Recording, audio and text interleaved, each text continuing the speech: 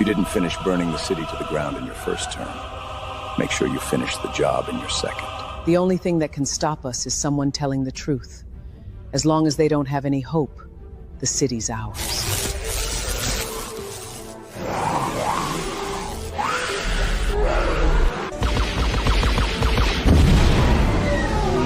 Nobody's ever done this before.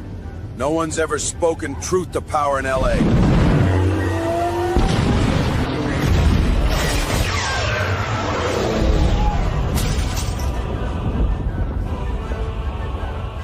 If one man's brave enough to think things can change, everyone will realize things can change. You need to stop him.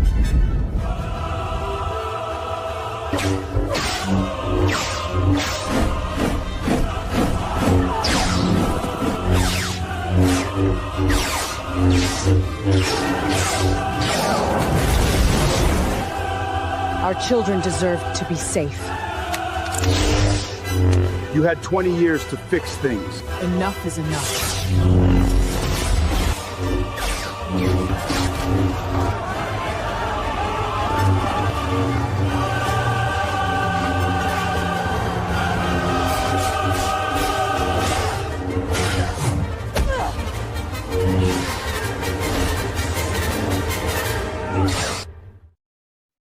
All right. I want to see that movie, Eric. It's actually better than the real Star Wars. It is. Yeah. Wow.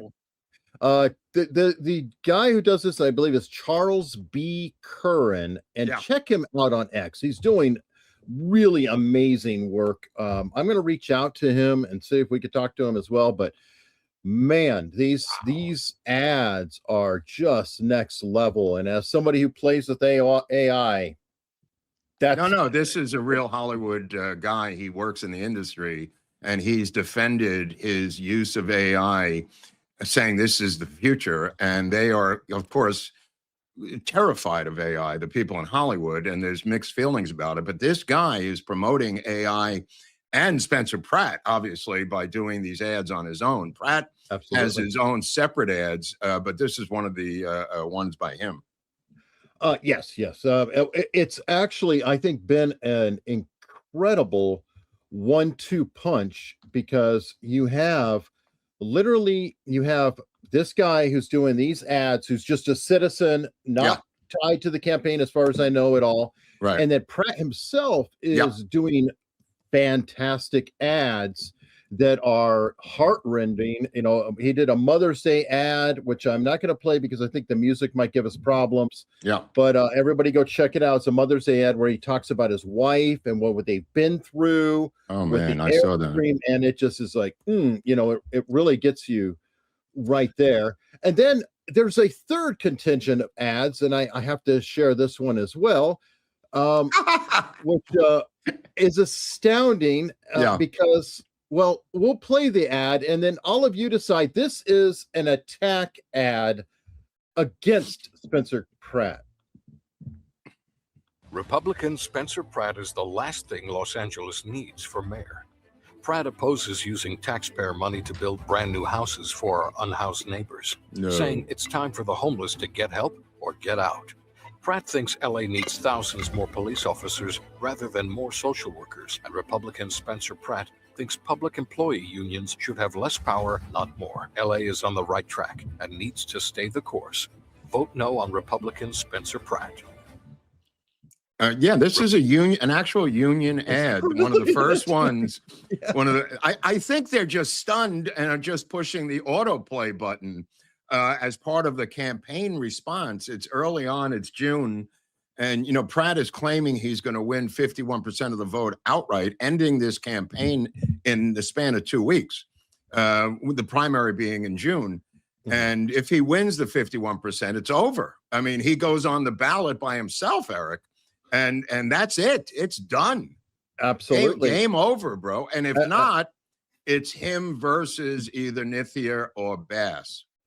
I think that Cauchy or somebody literally have raised his odds to 76% now. I mean, he is really shockingly, because you and I were both saying, no way, he's screwed. Yeah. And to be fair, what else are you going to say? This guy is, he really seems to be a force. And that ad is hilarious because I'm just sitting here going, okay, check, check, check. And I'm sure half of the residents of LA are going, oh, yeah, I want that. Yeah, I want that too. Please. So I'm like, is that well, yesterday's event, remember we talked about the machete arm chopper last week. There's been another event since then which made black pill all of West LA at Whole Foods. People were waiting online to pay for their foods, and a homeless man stabbed one of the customers in the neck with a butcher knife and then ran out after stabbing her in the neck at the same place. This is an inch away. Not the same guy. That guy's on the run. The machete chopper, he's on the run. This is another homeless guy, probably from the same building, went into the Whole Foods right there in the same neighborhood and stabbed someone in the neck. And I say stabbed them in the neck because Spencer Pratt in the debate versus Rahman and Bass said, if you go and visit the homeless, they will stab you in the neck. And here it was 4 days later, an actual incident of that. You know what? Valid point. And speaking of on the run, it appears they're not going to have a debate because Rahman and Bass have both said, you know what? Never mind. We get our asses kicked. We're out of here. You're on your own, guy. So that bodes really well for him. But can you answer something for me? Because I did not know it was a thing. What is super meth? Oh, it's just super powerful meth. It's like sometimes it's meth, sometimes it's meth combined with fentanyl. I parked my car the other day and looked down on the curb and there was a bag of meth. So the streets are literally paved with meth in LA.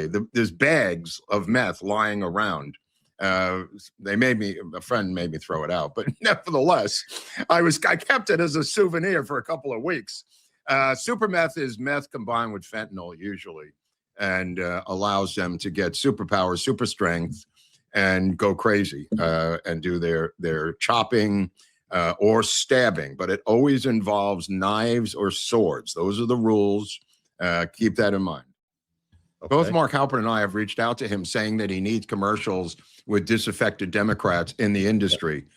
People who are stars or not stars or actresses or unknown talent, DPs, grips, cinematographers, actresses, actors, directors, including bringing in John Voight, including bringing in Mel Gibson, to say, look, this is not about politics. This is about saving the city and saving the industry.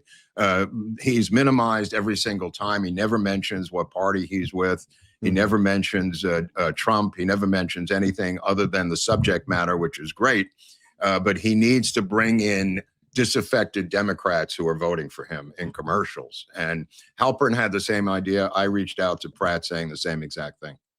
I totally agree. And I was thinking like the Tim Robbins of the world would be fantastic, or, whoever it is. It doesn't even have to be people of any notoriety. They could just people in the industry who live in West LA, and so we've had it. But he probably knows half of them. And they work on the show. It has to be coming. The black pill moment in the DA's race of the Cuban versus Hochman was this voter for the Cuban DA who was run over by a kid in the alleyway on a stolen car with her baby carriage, and said she's moving out of LA, and she had famously voted for the Cuban district attorney.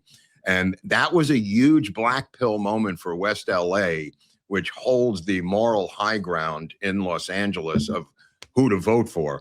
And they swung for Nate Hochman. And that was the end of the rule of the woke George Soros elected district attorney in Los Angeles. There was a black pill moment. There's stabbing in the neck and also the machete chopping off of the arm in Venice may be that black pill moment for LA. In this particular race. And by the way, it's a perfect time to do that. He's got a couple weeks, so he could do it and really have a nice but keep in mind, even if he doesn't get the 51%, he's got all summer and fall to campaign against Karen Bass.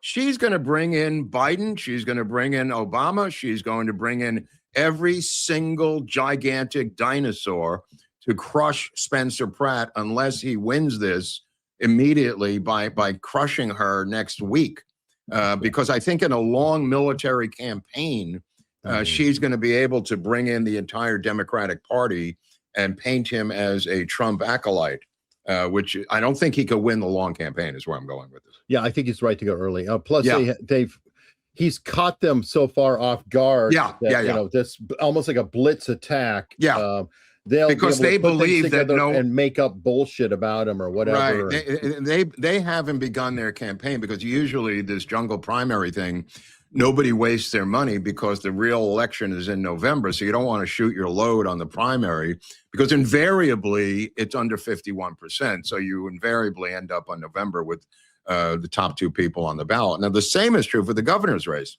which is now also in the same exact position with a Becerra and Hilton as the top two, the Democrat and also the Republican. And then you've got Chad Bianco, who for reasons that nobody can explain, will not leave this race and give up his 14% to the front runner, who is Steve Hilton. You know, I don't know if in the top two, Becerra is going to do the same thing. He's going to bring in Biden. He's going to bring in all the heavy Democrats for the governorship. It's a different campaign once you get out of the primary, because then you can bring in your heavyweights to crush your opponent in a heavily Democratic state. I feel like Bianco is too happy hearing his own voice. Oh, absolutely, bro. Absolutely. This guy's in love with himself. Sound bites left and right. And that. It keeps coming up, and they're not. I don't know. There's people propping him up. That's why I almost feel like he's working with the Democrats because they're not that clever. He's not that, I've seen the sound bites. They're not stunning. Yeah. What's the attraction to this guy? I don't, as opposed to Steve Hilton. If you're a Republican, Steve Hilton checks all the boxes for you. Why do you need this sheriff from out in the desert, from out in San Bernardino somewhere? He's got no media experience. He's got no political experience. He's flaky and crazy, and took a knee during Black Lives Matter with forcing his entire force to bow down to the Negro rulers out there. And I don't get it. Other than what Eric said, that he may be a prop. Yeah, it feels like that. And one last story with the Pratt, because it's interesting. And what's going on, Barry Weiss? Because CBS, they cropped his interview pretty hard with essentially B-roll that trashed him for a good chunk of it. And then they only had like 1 40-second salient point on the guy out of an over 30-minute interview. And he had to literally pressure them into releasing the entire interview. Which they did, but it took a lot of pressure from him. They trumped him on the interview. They did a Trump number on him where they chopped it up into literally 90 seconds or 120 seconds out of two. He said it was an hour and a half interview. I knew it was a while. Yeah. It is insane. I mean, I wish the guy all the luck. Obviously, we're going to, be covering him because, it's coming up fast, and it would be nice to see LA taken back after we've seen New York City fall like they have, and see Virginia fall.